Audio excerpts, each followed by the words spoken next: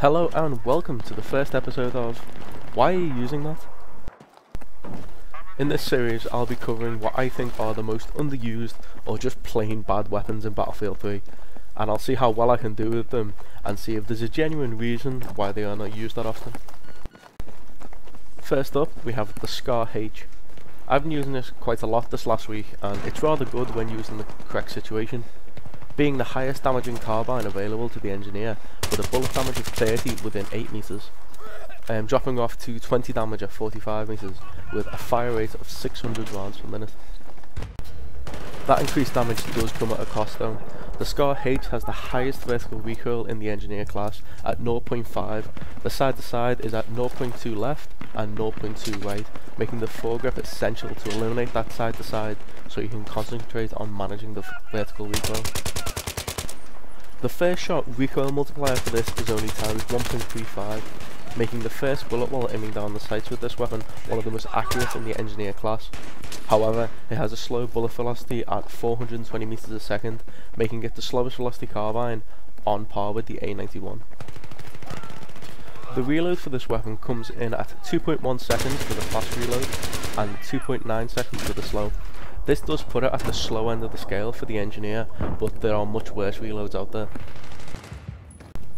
One more downside is the smaller magazine, holding only 20 rounds, or 21 if you have a bullet chambered. This is due to the larger rounds in the magazine, which is where the extra damage comes from.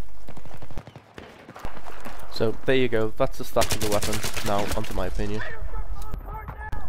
Firstly, you can really feel the recoil on this weapon. At longer ranges it becomes very difficult to hit a target with anything other than a single shot. And up close, while the damage output is good, the rate of fire lets you down constantly. Many times I've lost a face-to-face engagement simply due to my rate of fire. If I'd had the M4A1 or even the ACWR, I probably would have been the victor. Even having a damage output of 30 per bullet makes this gun still require 4 rounds or 3 with a headshot to put down a target, which is the same amount of bullets as all the carbines and all the assault rifles apart from the G3, which only requires 3 shots or 2 with a headshot. So once again, the rate of fire lets the Scar H down.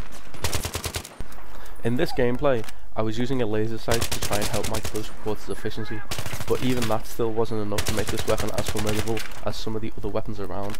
As far as going toe to toe with an assault player, the Scar H's time to kill is slower than all the assault rifles. With the first bullet being so accurate though, if you have some distance on your target you can single shot or short burst this weapon and it really shines. With the second highest range damage per shot of 20, once again only losing out to the G3's 22 damage at range, the Scar H can 5-shot someone while your enemy will have to hit you 6 times. As far as I can see, the Scar H is not the weapon to choose if you know you're going to be face to face with your enemy. Steer clear of team deathmatch and close quarters with this weapon as it just can't perform the way you need it to. If you're going to be playing Conquest on any of the large maps though, by all means give this weapon a whirl. A medium scope on this can really allow you to get an edge on the longer range targets. Just remember to single shot or short 2 to 3 round burst, because with that recoil you're not going to hit anything on full auto. Well, that concludes this episode of Why Are You Using That? I hope you have found this useful and be sure to check back next week where I'll be showing the other weapon from the Scar family, the Scar L. I'm just going to let that gameplay finish in the background. Thanks for watching guys. If there's a weapon you think is an underperformer and would like to see it in this series, please leave me a message, or any other questions, please don't be afraid to ask. I've been Crackfingers and I'll see you next time.